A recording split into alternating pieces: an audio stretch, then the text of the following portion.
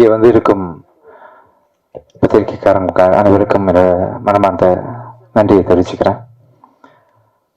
ரொம்ப சந்தோஷமாக இருக்கு. பாலாஜி குமார் மாதிரி ஒரு நல்ல இயக்குனர் 7 இயர்ஸ்க்கு அப்புறம் வந்து திருப்பி படம் பண்ணுறாரு. அதை வந்து இன்ஃபினிட்டி அண்ட் லோட்டஸ் 2 பேர் சேர்ந்து என்கரேஜ் பண்ணி இன்றைக்கி இந்த படத்தை வெளியே கொண்டு வந்திருக்காங்க அப்படின்றது எனக்கு ரொம்ப சந்தோஷமாக இருக்குது. நிறைய கவலைகள் இருக்குது, அப்புறமே சொல்கிறேன். என்ன வழக்கமான கவலைகள் தான். வரும்போது 3 ஹீரோயின் சார்னு சொன்னாங்க, இப்போ ரெண்டுன்னு சொன்னாங்க. அப்படி கதை பயங்கர ஹாலிவுட்டில் ட்ரெயினான டைரக்டர் வேறு, அவங்க 2 ஹீரோயின் வச்ச படத்தில் எப்படி இருக்கும் அப்படின்னு நான் மனசுக்குள்ளே பெரிய கற்பனைலாம் வச்சுக்கிட்டு கதை கேட்டேன். பார்த்தா மீனாட்சி வந்து இன்னொருத்தருக்கு பேர் ரித்திகா சிங் எனக்கு தங்கச்சி மாதிரி இந்த ஹீரோயின் சொன்னார். சரி, கடைசியில் என்னடா வேறு விஷயங்கள் இருக்குன்னு பார்க்கும்போது உங்களுக்கு ஒய்ஃப் இருக்குன்னு சொன்னார். ஒரே ஒரு ஒய்ஃப். சரி, ஓகே, ஒரு ஒய்ஃபாவது கொடுத்தாங்களே அப்படின்னு பார்த்தா அந்த ஒய்ஃபும் வந்து ஃபர்ஸ்ட் சீன் வந்து கடைசி வரைக்கும் எரிஞ்சு வரும். நம்ம கிட்ட ஒரு சீன் கூட சிரிச்சு பேசினது கிடையாதுல்ல. டேரக்டர் இங்கே இருக்காரு, இங்கே எந்த சீனில் இருக்கு? அது கற்பனை சீன் சார், அது உண்மை கிடையாது. அதுவும் நான் நினச்சி பார்த்துப்பேன். அந்த ஒய்ஃப் என்னை வந்து அன்பா பேசுகிற மாதிரி இப்படி ஒரு ஸ்கிரிப்டை கொடுத்தாங்க. ஆக்சுவலாக எனக்கு உண்மையிலேயே தெரியல. நானுமே வந்து கதறி ஒவ்வொரு ஃபங்க்ஷன்லையும் கேட்குறேன், பத்திரிக்கையாளர் சைட்லேருந்து எனக்கு நீதி வேணும் நீங்கள் சேர்ந்து எனக்கு என்ன பார்த்தா ஏதாவது தெரியுதா? ஆக்சுவலாக நான் சிரிச்சு தானே பேசுகிறேன் சார். ரொமான்டிக்காக இருக்கேனா சார்? நான் இருக்கேன்ல சார்? என்ன ரிங்கு வாட் யூ சார்? நல்லா தான் இருக்கேன், எல்லாமே ஓகே தான். ஆனால் அதுக்கப்புறம் ஏன் சீரியஸான ஸ்கிரிப்ட் ஆகுதுன்னு தெரியல. வந்து ஃபர்ஸ்ட் ரீல்லையே வந்து பார்த்தீங்கன்னா பிரச்சனை. இந்த படத்தில் கொலை நான் தான் கண்டுபிடிக்கணுமா? 1000 போலீஸ் இருக்கான். ஏன் சார் உங்களுக்கு ஆரியா மாதிரி கிடைக்கலையா? ஒத்துக்க மாட்டாரா சாஃப்ட்வேர் பேப்பருக்கலாம்? அதுக்காகவா? ஸோ கடைசியில் நான் மாட்டி விட்டாங்க. ஆனால் ரொம்ப ஜாலியான ஒரு ட்ராவலாக இருந்துச்சு எனக்கு. நிறைய படம் நடிச்சிருக்கேன், என் டைரக்ஷன்லையும் பண்ணிட்டேன். பட் இந்த படத்தை பார்க்கும்போது ஏதோ கொஞ்சம் நடித்த மாதிரி தெரியுது எனக்கு. ஆக்சுவலாக ரொம்ப எலிகண்ட்டாக நல்லா இருந்துச்சு சார், பார்க்குறதுக்கு ரொம்ப ஸ்டைலிஷாக இருந்துச்சு. உங்களை மாதிரி டேரக்டர்ஸ்லாம் வந்து அட்லீஸ்ட் 2 வருஷத்துக்கு ஒரு படமாவது பண்ணணும், நீங்கள் பண்ணுங்க. ஆக்சுவலாக இவர் வந்து இலான் மஸ்க் தெரியுமா? இலான் மஸ்கோட தங்கச்சி. அவர் ஒரு தங்கச்சி தானே சார்? ஆக்சுவலாக போன இதில் வந்து சரியாக சொல்ல முடியல உங்களை பற்றி. இல்லை, உங்களை பல தடவைகள் நான் சொல்லணும் இல்லையா? சொல்லிட்டாங்க ஆக்சுவலாக. ப்ளஸ் வைரல் ஆகணும்னு சொல்லிட்டாங்க. ஸோ இலான் மஸ்கோட ஒரே தங்கச்சி, அந்த ஒரே தங்கச்சிக்கு உள்ள ஃப்ரெண்டு வந்து நம்ம பாலாஜி குமார் அவர்கள். ஒரே ஃப்ரெண்டு, ஒரே கேர்ள் ஃப்ரெண்டுன்னு சொல்லலாமா சார்? ஒரே ஃப்ரெண்டு போதுமா? ஒரே ஃப்ரெண்டு சார், லவ்வரா? புரியல, கேட்கல சார். வெறும் ஃப்ரெண்டு தான் சார் நானும் சொல்றேன். இங்க பேசிக்கிட்டு இருந்தேன். நான் கன்ஃபார்ம் பண்ண போறது ஃப்ரெண்டு மட்டும்தான். ஓகே சார், ஒரே ஃப்ரெண்டு. இந்த படம் நல்லா ஓடும் போது இலான் மஸ்கே வந்து நம்ம தமிழ் இண்டஸ்ட்ரிக்கு வந்து ப்ரொடியூஸ் பண்ண வாய்ப்புகள் இருக்கு. என்ன சார், ரூல் சத்யமாறன் சார்லாம் வந்து இலான் மஸ்க் திட்டுறதுக்கு நிறைய வாய்ப்புகள் இருக்கு. எவ்வளவு எங்களுக்கு திட்டுவீங்க? ஒன்னும் வேணாம் சார். இலான் மஸ்க் எங்களுக்கு ப்ளூ டிக் எல்லாருக்கும் கொடுத்துட்டு சார்ஜ் பண்ண வந்தா போய் சார். சரி, அதை மட்டும் பண்ணி கொடுங்க சார். இலான் மஸ்க் மாதிரி நம்ம வந்து சுதந்திரம் வாங்கின பிறகு வந்து இன்னும் ஃபாரின் காரர்களை திட்டுறதுக்கு வாய்ப்பு நிறைய கிடைக்காம போயிடுச்சு. அவங்கள ப்ரொடியூசர் ஆக்கி நம்ம திட்டுறோம் எல்லாம் சேர்ந்து. சரிங்களா? ஸோ அதனால சார் நம்ம வந்து இந்த கடைசியாக அந்த என்ன ஷோ போடுவாங்க, ப்ரீவியூ ஷோவா, அதில் வந்து இலான் மஸ்க் தங்கச்சிலாம் கூப்பிடுங்க. சரி, இது வந்து டைரக்டரை பற்றி. அப்புறம் இந்த படத்தோட மியூசிக் டைரக்டர் கிரிஷ் கோபாலகிருஷ்ணன். இந்த படத்தோட என்ன சார் சவுண்டை கேட்கும்போது உண்மையிலேயே இன்டர்நேஷனல் லெவலில் ஒரு டைட்டானிக்கு ஒரு ரீரெக்கார்டிங் பண்ணால் எப்படி பண்ணுவாங்களோ அந்த அளவுக்கு பொருட்செலவில் ப்ரொடியூசர் ஹெல்ப் பண்ணியிருக்காங்க. அது கேரி பண்ணுற அளவுக்கு பொட்டென்ஷியல் வந்து கிரிஷுக்கும் இருக்குது. ரொம்ப அருமையாக வந்து மியூசிக் பண்ணியிருக்காரு. ரீரெக்கார்டிங்கில் பின்னிட்டீங்க கிரிஷ். பார்த்த ஞாபகம் இல்லையோட சவுண்ட் ஆர்கஸ்ட்ரேஷன் எல்லா பாட்டையும் நீங்கள் வந்து ஹெட்ஃபோன் போட்டு கேட்டு பாருங்கள், வேற லெவலில் இருக்கும் அவர் ஆர்கஸ்ட்ரேஷன். ஸோ இன்னும் பெரிய பெரிய ஹைட்ஸுக்கு நீங்கள் போகணும் கிரிஷ், போகணும்.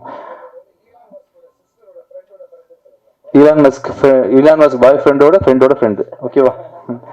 அப்புறம் இந்த ஒரு படத்தோட டைரக்டருக்கு அடுத்த ஸ்டேஜா நான் எப்பவுமே வேல்யூ பண்ற ஒரு டெக்னீஷியன் வந்து எடிட்டர் தான். ஒரு படத்துக்கு எப்பவுமே அவங்க தான் வந்து பாத்தீங்கன்னா டைரக்டரோட கற்பனை அசி தக்காளி வெங்காயம் பச்சை மிளகாய் என்னதான் இருந்தாலும் அது சாம்பாரா மாறுறது வந்து பாத்தீங்கன்னா எப்படி மிக்ஸ் பண்றாங்க, எந்த ரேஷியோல மிக்ஸ் பண்றாங்கிறது தான் முக்கியமான விஷயம்.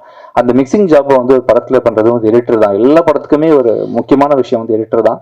அந்த எடிட்டிங் ஒர்க் வந்து கண்டினியூஸாக நான் வாட்ச் பண்ணுறேன் செல்வா, நீங்கள் பண்ணுற எல்லா படத்துலையுமே. அந்த ரிதம் வந்து ஃபேஸிங் ரொம்ப அருமையாக பிடிச்சிருக்கீங்க. ரொம்ப நன்றி இந்த படத்தை நீங்கள் அருமையாக பண்ணி கொடுத்ததுக்கு. Wonderful editor. I want to work with you more and more in future. அப்புறம் டேரக்டர் பார்க்குற அந்த கதையை வந்து எல்லாத்துக்கும் முன்னாடி முதல்ல பார்க்குறது வந்து கேமராமேன் தான். கேமராமேன் சிவகுமார் விஜயன் வந்து இண்டஸ்ட்ரிக்கு அறிமுகப்படுத்தினது வந்து நம்ம டேரக்டர் தான்றதுனால எக்ஸ்ட்ரா சின்சியர். ஆக்சுவலாக பேசிக்லி வெரி சின்சியர் பர்சன். நிறைய ப்ராஜெக்ட்ஸ் எடுத்து போடுறதில்ல. ஒரு ப்ராஜெக்ட் பண்ணிட்டு இருக்கும்போது இன்னொரு ப்ராஜெக்ட் கிளாஷ் ஆகக்கூடாது ரெண்டுல உறுதியாக இருக்கக்கூடிய ஒரு கேமராமேன்.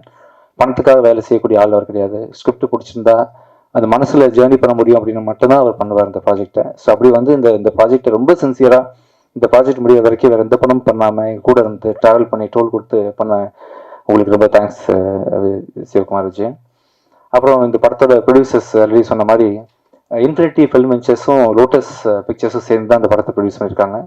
இன்ஃபினிட்டி ஃபில்ம் வெஞ்சர்ஸில் வந்து கமல் போரான்ற ஒரு பெரிய ஃபைனான்சியர் அண்ட் தன்ஜயன் சார் மாதிரி கிட்டத்தட்ட 50க்கும் மேற்பட்ட படங்களை தயாரித்த ஒரு ப்ரொடியூசர் அண்ட் நிறைய படங்களை ஹிந்தியில் வைக்கக்கூடிய பிரதீப் போகர்னா அப்படின்னு 3 பேரும் ப்ளஸ் பங்கஜ் போரா சாரும் சேர்ந்து தான் அந்த ப்ராஜெக்டை வந்து ப்ரொடியூஸ் பண்ணியிருக்காங்க.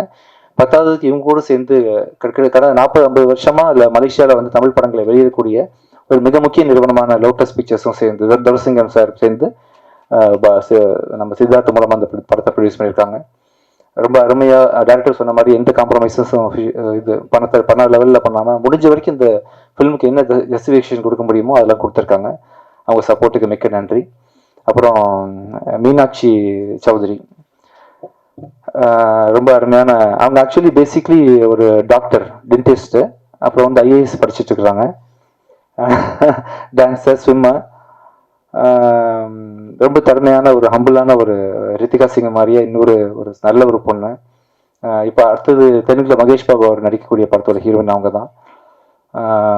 அவங்கள நான் ரொம்ப இந்த மாதிரி ரொம்ப நல்ல ஃபிலிம் ப்ரொடியூசர்ஸ்க்கு டேரக்டர்ஸ்க்கு கோஆப்ரேட் பண்ண ஆக்டர்ஸ்க்கு கோஆப்ரேட் பண்ணுற மாதிரி சொல்ல டேரக்டர்ஸ்க்கு கோஆப்ரேட் பண்ணுற மாதிரியான ஹீரோயின்ஸ் கிடைக்கிறது ரொம்ப கஷ்டம். Thank you so much for being a part of this movie Meenakshi. பெரிய பெரிய உயரத்துக்கு நீங்கள் போகணும்.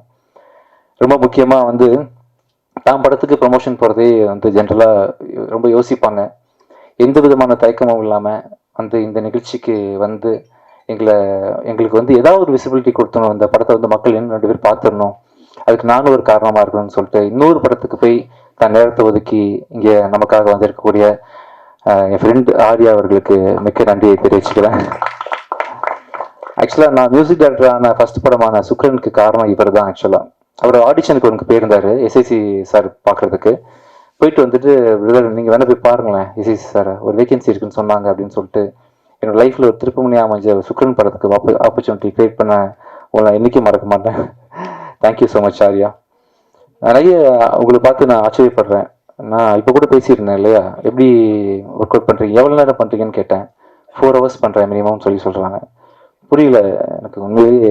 உங்களை பார்த்தா பொறாமையாகவும் இருக்குது பல விஷயங்கள்ல. எப்படி இவ்வளோ 4 மணி நேரம் வந்து நீ காலைல சீக்கிரம் எந்திக்கிறீங்க, இல்லை காலைல சீக்கிரம் எந்திக்கிறீங்க, நைட் சீக்கிரம் படுக்கிறீங்க, இத்தனை கேர்ள் ஃப்ரெண்ட்ஸு எப்படி சமாளிக்கிறீங்க உண்மையை புரியல. ஆக்சுவலாக எனக்கு உண்மையிலே பெரிய விஷயம். நீங்கள் டைம் அடுத்த ஜென்மத்திலாவது நாங்கள் வந்து முடிஞ்சா எங்களை மாதிரி இளைஞர்களுக்கு வந்து சின்ன டிப்ஸ் ஏதாவது கொடுத்தீங்கன்னா நல்லாயிருக்கும், எப்படி வந்து ஃபியூச்சரில் எல்லாத்தையும் ஹேண்டில் பண்ணுறதுன்ற விஷயத்த சொல்லி. ஸோ இது சார் பிரியாணி கொடுத்தாரா?